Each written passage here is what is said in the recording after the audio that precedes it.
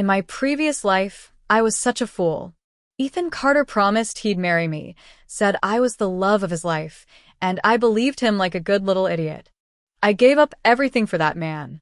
My Harvard and Stanford acceptance letters gone. Instead, I stayed behind in Greenfield, this tiny, dusty village, taking care of his frail parents like a dutiful daughter-in-law who never even got the ring. While I waited for him to come back and keep his promise, he enlisted in the military and gave my university spot to his so-called white moonlight, Vanessa Blake. Yeah, the same Vanessa who used to smile at me sweetly and ask to borrow my notes. And when I finally collapsed from exhaustion, barely clinging to life on that moldy old mattress, Ethan stood over me in his uniform, that smug smirk on his face, and said, "Claire, let's be honest. I should have married Vanessa a long time ago. You were just useful because you took care of my parents. What's a backwoods girl like you doing dreaming about college anyway?" I still remember how his hands felt when he held that pillow down over my face, firm, cold, final. I died with his betrayal burning in my chest. But fate? She wasn't done with me yet. I opened my eyes and found myself back in our little cottage in Greenfield, right on the day those prestigious acceptance letters had arrived. My heart nearly stopped. I touched the envelope on the table like it was made of gold, and that's when Ethan's voice echoed from outside the door. "Claire, which university accepted you?" I froze. That voice, it was real. Familiar. He was alive, and so was I. I was back. Reborn. The same moment, the same house, the same man who would destroy me. But not this time. This time, I wasn't playing dumb. I quickly hid the envelope behind me, just as Ethan stepped inside, eyes scanning eagerly. His gaze landed on the corner of the letter peeking from behind my back, and he didn't even try to hide his excitement. "Is that Harvard? Or Stanford?" His voice quivered with fake awe, but I knew better. In my past life, that exact expression had fooled me. Back then, he'd begged me to give the spot to Vanessa, spun some sob story about her father doing favors for his family. He swore he'd wait for me, that we'd get married as soon as he graduated. I was stupid enough to believe him. I gave up everything for himmy future, my dreams, and what did I get? Lies, abuse, and death. Not this time. I wasn't that girl anymore. I clutched the envelope tighter, but Ethan snatched it from my hands like a thief. His eyes lit up as he read the names Harvard and Stanford. "Claire," he started, all soft and coaxing, "you know your grades are amazing. Even if you wait a year and apply again, you'll still get in. But Vanessa, she only has this one shot. Her family, no." I cut him off coldly, shaking his hand off my arm. "I'm going. I earned this." Ethan blinked. That wasn't the response he expected. His voice dropped, sharper this time. "Claire, why are you being so selfish? Have you even thought about us? About our future? Maybe we need to rethink this whole relationship." I stared at him for a long moment, then slowly repeated the very words he had used to humiliate me in my last life. "Ethan Carter, you're just a country boy who couldn't even get into college. What makes you think you deserve me?" The look on his face? Priceless. He had always counted on me being the one who compromised. That girl who'd cry and beg him to stay. But now? I didn't just refuse him, I slapped him with his own past. His pride took a serious hit. "Fine," he spat, seething. "We're done. Just don't come crawling back when you regret it." "Oh, honey, I won't." That afternoon, the gossip machine in Greenfield went into overdrive. Word spread that I had dumped Ethan because I thought I was too good for the village now that I got into a top college. That I was ungrateful. A snob. A girl with no morals. Even when I went to the supply store to pick up basics, people whispered behind my back. I didn't care. Let them talk. I had bigger plans. I focused on packing and getting out of that place. But of course, Vanessa couldn't resist getting involved. She showed up at my doorstep, all sugar and concern, as if we were best friends. "Claire," she said sweetly, "you and Ethan have been together for so long. Don't throw it all away over a misunderstanding. Boys are simple, you just have to give in a little, and they'll come around." I gave her a look that could cut steel. Well, it's perfect, isn't it? Now that Ethan and I are over, you two dogs can be together in the open. Her face turned ghostly pale. Claire, I came here out of kindness, and you twist my words? Vanessa, I said coolly, your definition of kindness is as fake as your innocence. No wonder Ethan picked you. She stormed off like someone lit a fire under her designer shoes. I knew she'd go crying to Ethan, and sure enough, that night, things escalated. I woke up to the sound of something crashing. The front door had been broken in. Before I could even process what was happening, a bucket of cold water was dumped over me. I was soaked, barefoot, and freezing. Ethan's mom stood in the yard with her arms crossed, her face twisted in disgust. Ungrateful little tramp, she spat. You think you can just leave? Go to some fancy school and forget who fed you. Auntie, I said slowly, trying to keep my cool. Weren't you better? Couldn't move at all last week. Her eyes narrowed. Don't try to be smart with me. You think you're better than us now. Before I could answer, two more people stepped into the yard, Ethan's father and the village chief, Mr. Blake. The look in their eyes chilled me more than the water. We're just making sure the right girl goes to college, mister. Blake said with a slimy grin. Vanessa's father did a lot for us. You're just a nobody. Then came the ropes. Thick, rough, cutting into my wrists. They tied me up like livestock and locked me in the house. I could hear them talking outside, laughing. Billy Hicks and his family will come pick her up tonight. Paid an extra $20 to have her early. Billy Hicks. The village fool. They were selling me off.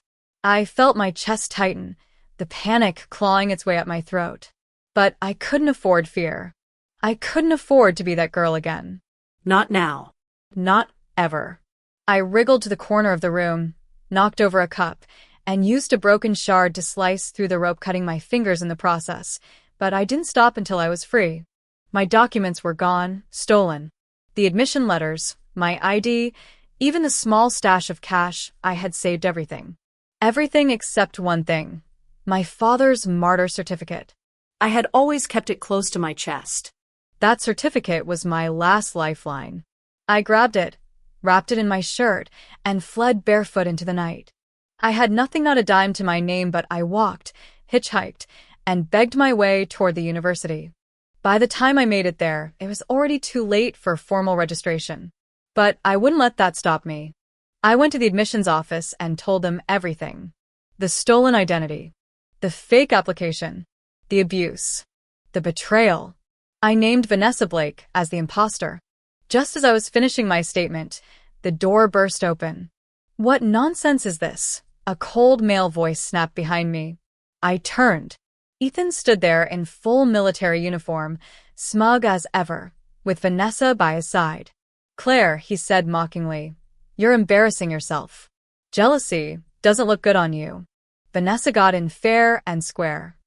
I looked him straight in the eye and said, then let's take the essay portion of the exam again.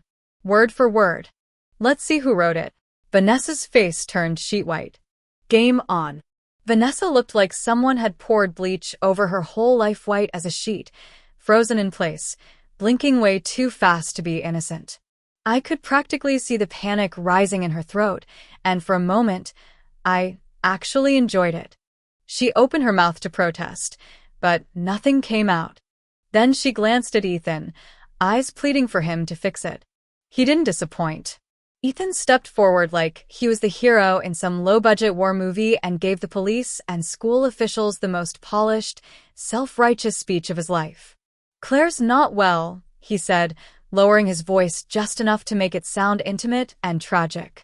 Her aunt passed recently, and she hasn't been the same since. This fantasy about someone stealing her spot is just her grief talking. She's traumatized. She means no harm. He reached out to touch my arm like he was being compassionate. I jerked away, like his skin burned. Are you kidding me? I hissed. You're really standing here pretending to care? The teacher looked uneasy. The officers hesitated. Then Ethan pulled out the final card, his military status. That stupid uniform was like a shield. People just believed him without thinking. Let's be reasonable, he continued smoothly, addressing the crowd. She's upset. We all understand that. But we shouldn't let her grief cause more problems. I wanted to scream. I wanted to punch him in the face, right there in the admissions hallway. But before I could do either, Vanessa finally found her voice and played the victim card like a seasoned actress. I just wanted to help her, she whispered, tears brimming. Claire was always so kind to me, and I thought we were friends. I don't know why she's doing this to me. She sniffled dramatically. Ethan pulled her close, like the protective boyfriend she'd always fantasized about being his girl. And the worst part? It worked. The officials started eyeing me like I was some unstable, bitter ex who couldn't handle rejection. I was about to lose it when I remembered something, the one thing they couldn't fake. You say you passed the entrance exam? I asked Vanessa sharply. Then recite your essay. Now. Her face twitched. The teacher raised a brow, intrigued. That's actually a fair test, he said. If the essays don't match the ones we have on file, that would prove the accusation. Vanessa started blinking again, rapid fire. She glanced at Ethan like he was supposed to save her, but this wasn't something he could talk his way out of.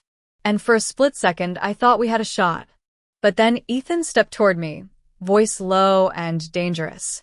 Claire, he murmured, I'm warning you, stop this. His hand gripped my wrist like he owned me. I yanked away. Or what? You'll kill me again? He flinched. Maybe he remembered. Maybe some twisted part of him knew I wasn't the same helpless girl he murdered. But the next second, his expression hardened. He motioned toward the doorway and said to the cops and teachers, I think she's having an episode. I'll take care of it. That's when another group of people entered the building, people I hadn't seen since my nightmare back in Greenfield. Ethan's mother, the village chief, Mr. Blake. And yeah, they were all there smiling like hyenas. The police had barely gotten a word in when the village chief stepped forward, fake sympathy plastered on his face. Sorry, officers. She ran off. She's troubled, you know. No father. Mother died recently. It's been hard on her. We're just here to bring her back home safely.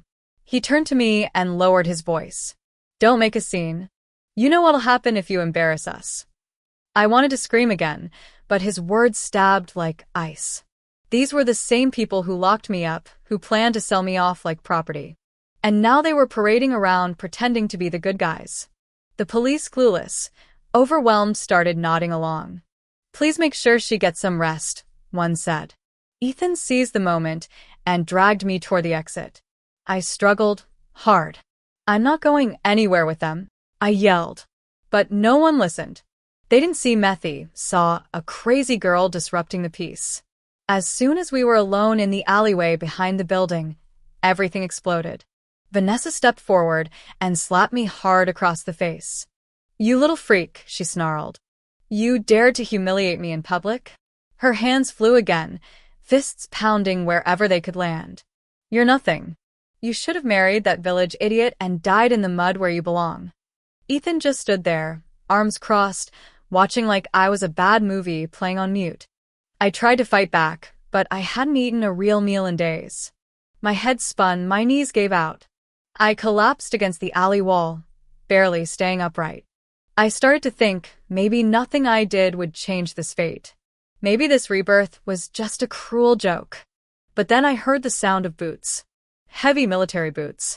A figure appeared at the alley entrance, tall and strong and shining like salvation. It was a soldier. Not Ethan. Not someone I knew. Just a stranger, but I didn't care. I screamed, using every last ounce of breath I had. Help! Please, I'm the daughter of a martyr. The soldier froze. Then his eyes zeroed in on me, on my bruises, on my torn clothes, on the blood dripping from my mouth. He stepped forward. Ethan panicked and moved quickly, plastering on his best good boy smile. Sorry, comrade. She's my little sister. She's not well. We're just trying to calm her down. I used the distraction to yank the martyr certificate from my shirt and shove it toward the soldier. They're lying. They're trying to kidnap Mepley's help. He reached for it, but Ethan slapped it out of my hands like it was trash. Don't fall for that. It's fake. She's been forging things, pretending to be someone she's not. The soldier frowned, hesitating. Then, unbelievably, he saluted Ethan. Thank you for your service. I could feel the heat drain from my body. It was happening again. No one believed me. I dropped to my knees, clawing at the ground for the certificate. Vanessa stomped her foot down hard on my hand, grinding the bones beneath her heel. Beg, she hissed. Beg me for it. Please, I said, tears blurring my vision. Just give it back. Please, my blood was smearing the edges of the paper. She smiled sweetly, lifted it and tore it in half. Then again, and again, until the last thing I had for my father was confetti on the dirty alley floor. That's when I blacked out. I remember falling forward, chest first, the world tilting into red and white and nothing. But just before I hit the pavement, I heard a voice I hadn't heard in years, deep, angry, commanding. Claire.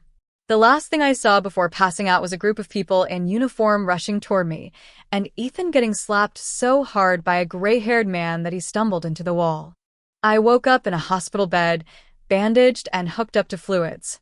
The first thing I saw was the soldier who saved me, Daniel Ross, standing at attention beside an older man with eyes that looked like mine. The old man leaned forward, gripping my hand.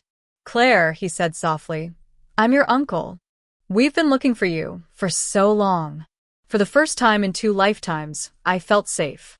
And I knew this wasn't the end of the war. It was only the beginning. When I opened my eyes again, everything smelled like disinfectant and safety. The beeping of the heart monitor was oddly comforting, and for a second I forgot where I was until I saw him. The man from the alley. Older, dignified, with streaks of silver in his hair and a sharpness in his gaze that made even trained soldiers flinch. He was staring at me with so much emotion that my breath caught. Then he whispered my name, Claire. I blinked. Who are you? He grabbed my hand with surprising tenderness. I'm your uncle, Robert Walker. We've been looking for you for so many years. Your mother disappeared with you after your father, brother died in service. My throat closed up. I couldn't even process the words. I had family, real family who cared. Not manipulators, not liars, not traitors, but actual people who wanted me. Daniel Ross, the soldier from before, stood beside my uncle, his jaw clenched with fury. Miss Walker, the commander never gave up searching. And now we'll make sure no one ever lays a hand on you again. I tried to speak, but choked on tears. My fingers clutched at the edge of the blanket. Uncle, they stole everything from me. My admission letter. My name. They sold me like I was trash. Please, I just want to go to college. I just want my life back. I don't want to go back to Greenfield. They'll kill me. His face darkened. No one is sending you back there. Claire, you're home now. I've got you. Then he turned to Daniel. This whole thing must be investigated. I want every name, every lie, every crime on paper. We'll make them pay. Daniel saluted and stepped out with purpose. For the first time in forever, I let myself relax. I wasn't alone. That night, I was barely awake when Ethan showed up at the hospital, carrying a bag of fruit and a fake look of concern. Claire, he said softly, you're finally awake. Are you okay? I was so worried. I didn't even respond. I just looked over at Daniel, who rolled his eyes and leaned toward me. His mother took the fall. Claimed she stole the documents herself. So Ethan walked free for now. I clenched my jaw, refusing to look at Ethan. He wasn't here for me. He was here because he realized I wasn't just some girl from the sticks anymore. I had power now, and he wanted a piece of it. Sure enough, he leaned closer and muttered, Claire, how can you just sit there flirting with another man? I'm your fiancé. Daniel barked a laugh. Fiancé? The guy who gave your college spot to another woman and spread lies about you? Bold. Ethan's face turned red, but he brushed it off and leaned closer to me. Claire, I need to talk to you. Alone. Daniel looked at me, silently asking if I wanted that. I nodded. It's okay, he won't try anything. I'll scream if he does. Daniel left reluctantly, And Ethan took the chance to slide closer, lowering his voice. Who is that guy? Daniel? My uncle's bodyguard, I said casually. He blinked. Your uncle? You mean Robert Walker? When I nodded, he nearly dropped his act. You're part of the Walker family? I didn't answer. I didn't need to. He already knew. Ethan's eyes lit up, and the next second, he was down on his knees beside the hospital bed. Claire, I'm sorry. I didn't know. If I had known, I would have never what? I cut in. Stolen my future? Sold me off. Let your little princess impersonate me? He swallowed hard. It wasn't like that. Mister. Blake helped my family when we were struggling. He forced me to give up your admission letter to Vanessa. He said I had to marry her, or else my family would be ruined. But Claire, I never stopped loving you. My mom only took the letter so we could stay together. Can't you write a letter of understanding for her? Please. That's when it hit me. He was still trying to spin it to manipulate the situation for his gain. But I smiled sweetly, as if his lies actually touched me. Ethan, I believe you. But my uncle's really angry right now. If I let your mom off the hook too soon, he'll think I can't tell right from wrong. That could affect his opinion of you and your military promotion. His face twitched at the word promotion. Hook. Line. Sinker. You're right, he said quickly. You're so thoughtful, Claire. Maybe she needs a little lesson. I watched him nod along to the idea of letting his own mother take the fall, and my stomach turned. This was the man I used to love? I was so completely, embarrassingly blind. Over the next few days, Ethan came to the hospital constantly, bringing snacks, flowers, anything to get on my good side. He never once asked if I was okay. He only asked about my uncle, if he'd visited, what he thought of Ethan, how to impress him. He was obsessed with getting a promotion and using me as a stepping stone. I played my part well, smiling and nodding, telling him I'd talk to Uncle Robert, that I'd say good things about him. He ate it up like candy. But when I asked him why my uncle hadn't visited during the day, he got nervous. Claire, are you sure he's not avoiding me? I tilted my head. No. He comes by every night. He's just busy during the day with recruit evaluations. Ethan turned pale. Evaluations. I nodded. Yeah. He said there's been a problem with recruits using connections to avoid real training. He wants to weed them out. Make sure only the deserving get promoted. His hands started shaking. Does he know I used connections? I blinked innocently. Why would he? Unless someone told him. He jumped up and started pacing the room. What else did he say? Did he mention me at all? He said some of the new guys show great promise and deserve to be promoted, I said slowly. He wants to make sure the next batch of leaders earns their positions. Ethan started sweating. He grabbed my shoulders. Claire, you have to help me. Tell him I'm one of the good ones. Tell him I worked hard. Tell him I love you. I stared into his frantic eyes and smiled coldly. Ethan, why do you think I'd ever love you again after what you did to me? His face froze. What? That's when Daniel came back in, right on cue. He pulled Ethan's hands off me and said, the commander already chose a husband for Claire. He doesn't have time for parasites. Ethan turned to me, completely panicked. Claire, he's joking, right? You love me. You said so. You've always loved me. I tilted my head. And you've always used me. I was a free ride to a better life, and you wrecked mine to get it. Now I'm wrecking yours back. The shock on his face was almost enough. But not quite. Ethan Carter, I said clearly, you stole my future. You schemed with your parents and Mr. Blake to lock me up, sell me, and replace me. You watched as Vanessa beat me bloody in an alley, and you did nothing. You suffocated me in my last life, and I will never, ever forgive you. He looked like he couldn't breathe. Claire, that's not. I cut him off by standing up and slapping him across the face. Again. And again. And again. One slap for the stolen letter. One for making me serve your parents like a maid. One for watching me suffer and calling it love. One for killing me. His face was red and swollen, but I didn't stop until my hand went numb. He stared at me with something between shock and admiration. Claire, are you done? Can we talk now? I let out a laugh, so cold it could have shattered glass. You don't get to talk anymore. This time, you get to shut up and watch. I didn't need to say what came next. Because the reckoning had only just begun. After Ethan left the hospital, bruised and trembling, I finally felt like I could breathe again, but I knew that wasn't the end, no. That was just the opening act. The real performance had only begun, and I was the star now. He tried to act like my pain didn't exist, like he could lie, cry, and grovel his way back into my good graces, but I'd learned the hard way that forgiveness is overrated and revenge, well, revenge is liberating. For the next few days, Ethan showed up like clockwork, dragging his feet behind trays of fruit and half-baked apologies, pretending to play the part of a loving fiancé while desperately waiting for a glimpse of my uncle. But my uncle never showed, not during the day at least, and Ethan was too afraid to stick around after dark. He was getting anxious, and it showed in his eyes every time he asked me about the commander's opinion.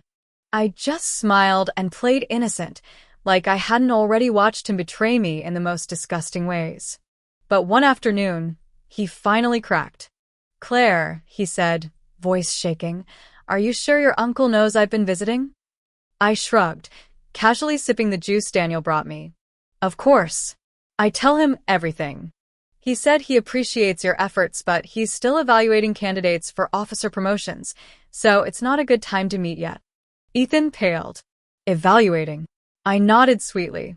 He said there are too many recruits relying on connections, skipping training. He wants to root out that culture completely. It's ruining the integrity of the army. Ethan's entire body stiffened like someone dropped a bucket of ice on him. He opened his mouth to speak, but nothing came out for a solid 5 seconds. Then finally, did he say who was on the list to be investigated? I blinked like I didn't already know what he was terrified of. No, just that he's been very thorough. Ethan suddenly reached across the bed and grabbed my wrist hard, his nails digging in. Claire, you wouldn't let him ruin me, right? You wouldn't tell him about what happened before. Daniel burst into the room so fast Ethan practically tripped backward. Hands off. He yanked Ethan away and shoved him toward the door. The commander already made his decision. You're out. Ethan's face contorted. What do you mean I'm out? Daniel grinned darkly. Exactly what it sounds like. The commander's not wasting time with cowards or opportunists. He's looking for men who fight with honor. So go play soldier somewhere else.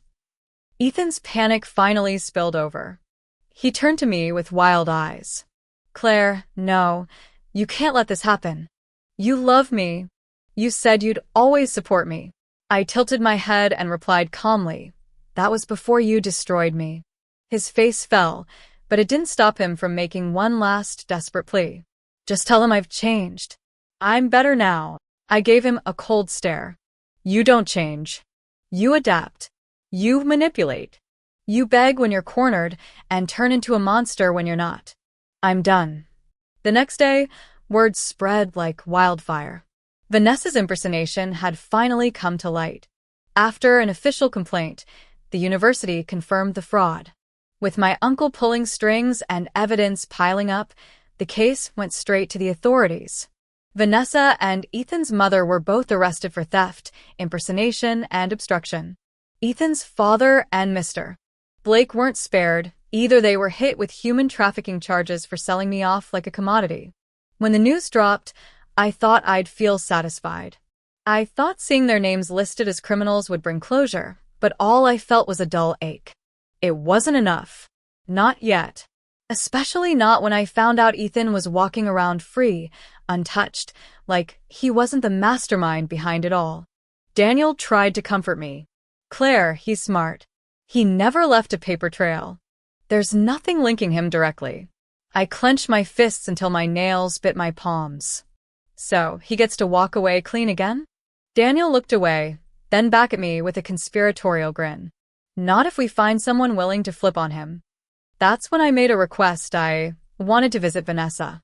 Everyone thought I was insane, but I needed to see her with my own eyes, to understand just how far she'd fallen. They brought her into the room in handcuffs, thinner than I remembered, her hair brittle, her cheeks sunken. But her eyes? Still as venomous as ever.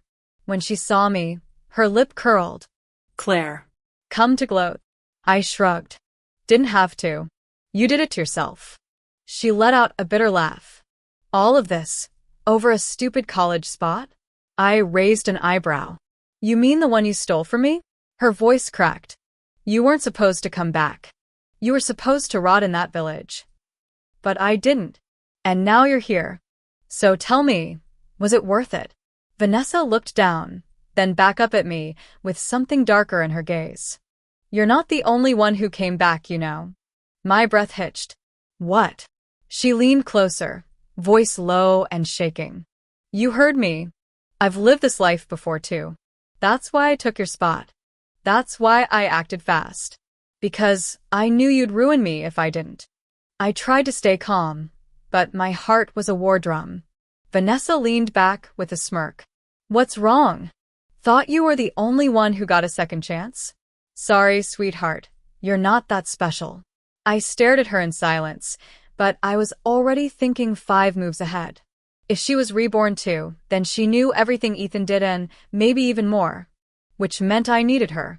I leaned forward slowly. If you really want revenge on Ethan, help me bring him down. Vanessa's smile vanished. Why should I trust you? Because you already lost everything, I whispered. And he'll forget you the second you're no longer useful. We both know how this ends. So the question is, do you want to rot in here alone? Or do you want to take him down with you? She looked at me for a long time, and then she whispered, He's the one who suggested impersonating you. He said he'd protect me. Then he let me take the fall. Can you prove it? I asked. She nodded. I saved letters. Conversations. I knew he'd betray me, just like he betrayed you. My heart surged. Finally, a crack in his perfect image. She looked at me again, eyes wild. But if I help you, you have to promise don't let him forget me. Make sure he remembers what he did. Make him regret it every single day. Oh, don't worry, I said coldly. Regret is the only thing he'll have left. When I left the prison, Daniel was waiting for me, eyebrows raised. That went well. Better than expected, I said. She's going to be our key. And just like that, the final phase of my revenge began. Ethan didn't see it coming. The next time I saw him, he was standing outside my building like nothing had changed, holding flowers and smiling like a fool. Claire, he said warmly, have you calmed down? Everyone else has been punished. Let's just move on. I crossed my arms. You think this is over? His face twitched. Claire, be reasonable. You still need me. You'll never find another man who what? Betrays me? Gaslights me? Tries to kill me. He stepped closer, voice low. If you don't stop now, I'll take you down with me.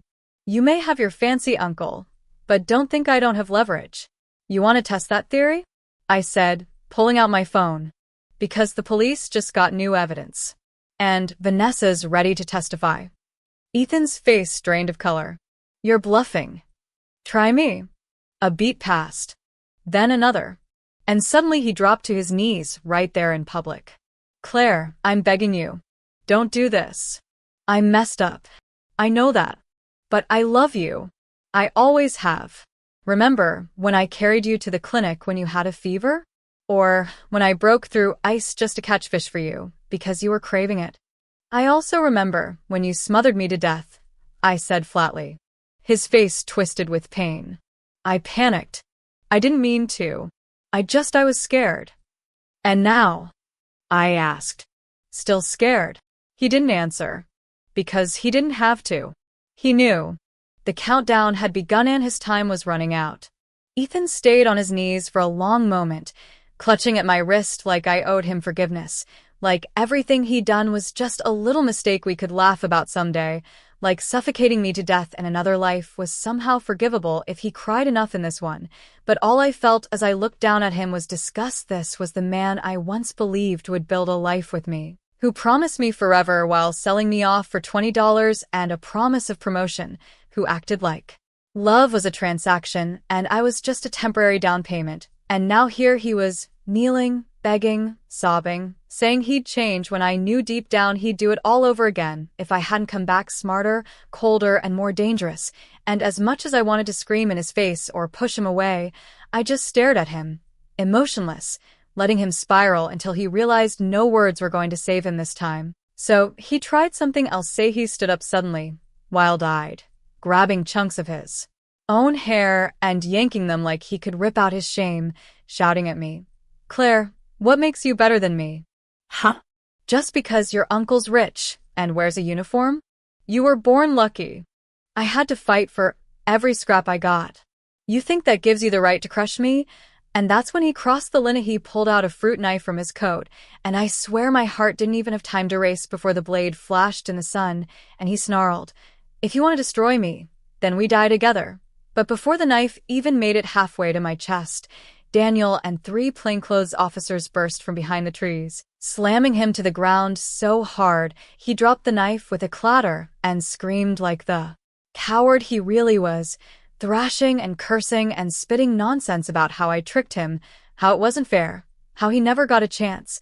And as the officers cuffed him and read his rights, I stood still, watching the scene like it was happening to someone else, like I wasn't the girl who used to dream of marrying him, like I hadn't once imagined walking down the aisle in white, looking at this same man with hearts in my eyes. And now all I saw was a sad, broken mess who couldn't accept that I'd outgrown the chains he wrapped around me, and honestly, I didn't even feel triumphant. I just felt done. Finally done with the version of me who thought his approval was something to earn. And when they dragged him away, shouting and crying and blaming everyone but himself, I felt like I could breathe for real. No pillow over my mouth, no weight on my chest, no regret rotting in my gut, just freedom and the quiet buzz of justice catching up. And it didn't take long after that Ethan was formally charged with multiple counts: attempted murder, impersonation conspiracy, fraud, and aiding human trafficking. And because of the overwhelming evidence, including Vanessa's letters, messages, and her tearful courtroom confession, he was sentenced to 8 years in federal prison and immediately discharged from the army in disgrace. And I didn't even flinch when I saw the headline. Didn't blink when the media plastered his mugshot on every site. Didn't hesitate when the university finally handed me my rightful admission. Just nodded once, quietly, because I didn't need fanfare. I just needed my life back. And a few weeks later, maybe out of closure or maybe out of old habit, I visited him in prison, where he sat behind thick glass, thinner than before, pale, eyes bloodshot and brimming with the kind of pain that's half rage, half self-loathing. And when he saw me, he let out a bitter laugh. "So this is what you wanted? Revenge?" And I replied softly, "No, this is what you earned." But he wasn't done. Naeeth slammed his fists on the table, snarling, "You ruined me. You had everything. Why couldn't you just help me? Why didn't you tell me you were a walker?" And there it was. The root of it all. Didn't hate me for what I did. He hated me for not giving him more, for not handing him a shortcut to success, for not bending to his greed and his desperation.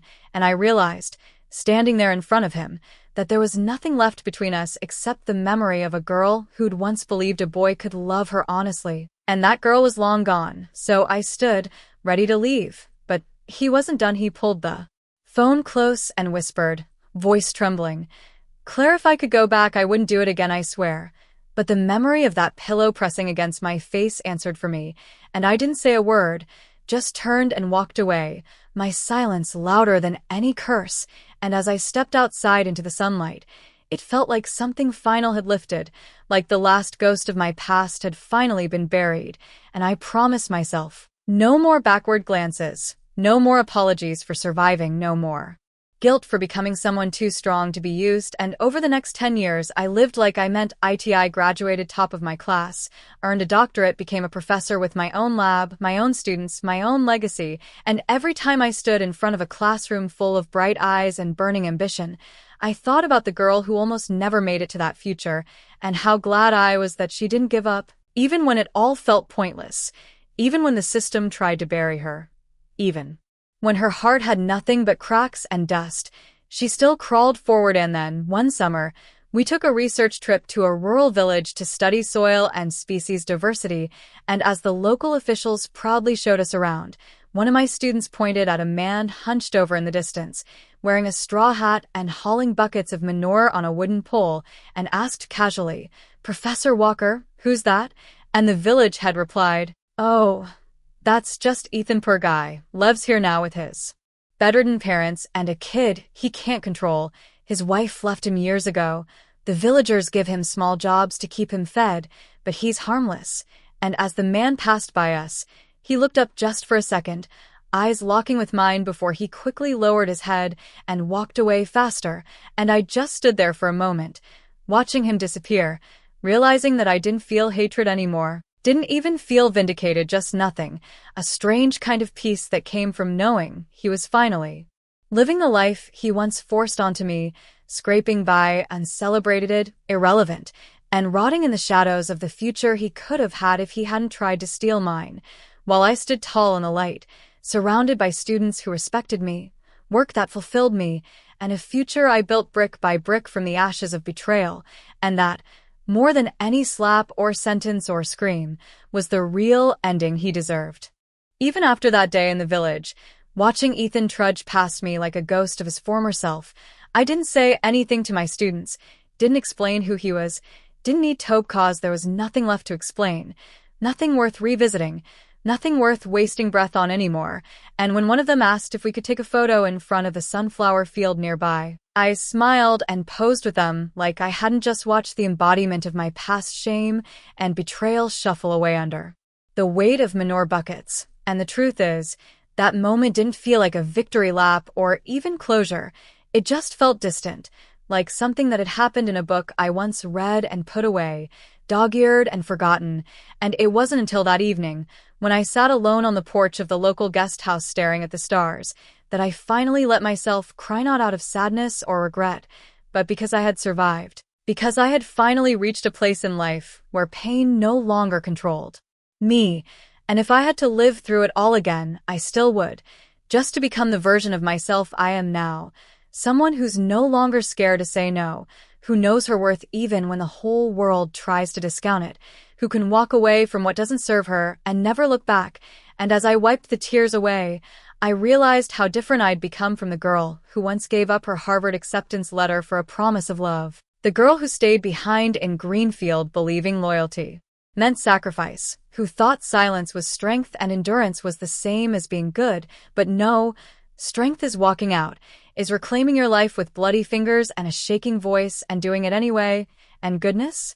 That comes from refusing to be complicit in your own suffering, and I knew I'd made the right choice when the next morning I received an email from the university's dean, informing me that I'd been nominated for an international research fellowship, fully funded, representing my country, and I couldn't help but smile because 10 years ago they wouldn't even believe I was the real student. But now they were asking me to represent everything I'd once been denied, and just as I was replying to confirm my acceptance, Daniel Ross called me, his voice warm and familiar like home.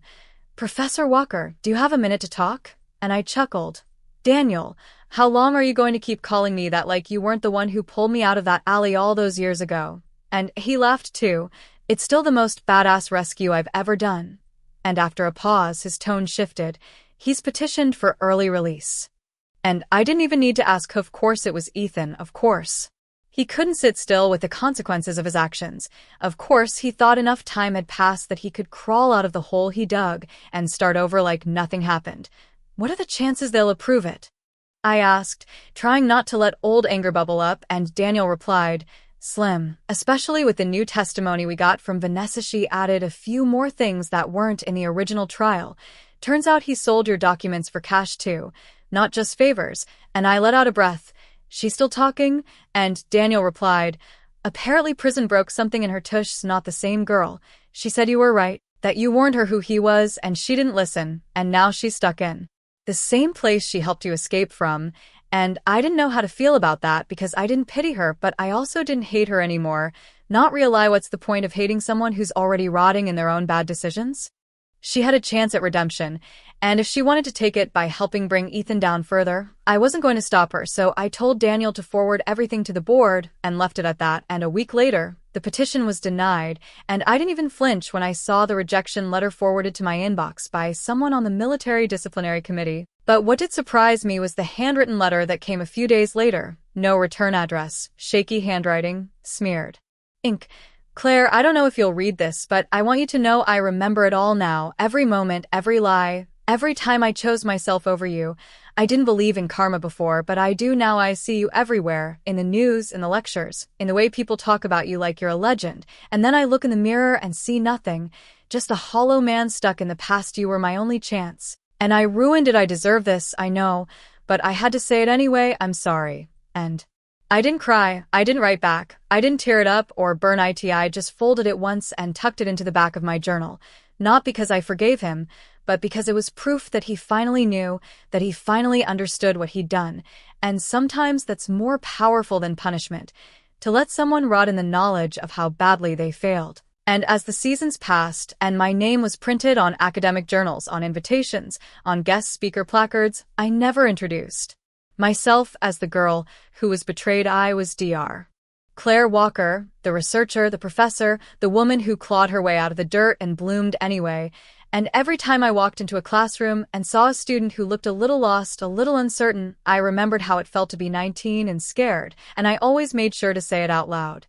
No one gets to define you. Not your family, not your relationship, not even your past. You define you. And that is your greatest power. And maybe that's what healing really is, not pretending the pain never happened, but standing tall in the aftermath and choosing to live better in spite of it, because the truth is, rebirth isn't always about getting revenge or rewriting history. It's about reclaiming yourself, inch by inch, word by word, heartbeat by heartbeat, until you're no longer someone who just survived, but someone who thrives. And as I stood under the auditorium lights one day, giving a commencement speech to a sea of bright-eyed graduates, I looked up at the sky and whispered a silent thank you to the girl I used to be, a girl who didn't give up when everything went dark, who crawled until she could walk, who walked until she could run, and who ran straight into a future brighter than anything she could have imagined. And for the first time in forever, I knew I was finally free.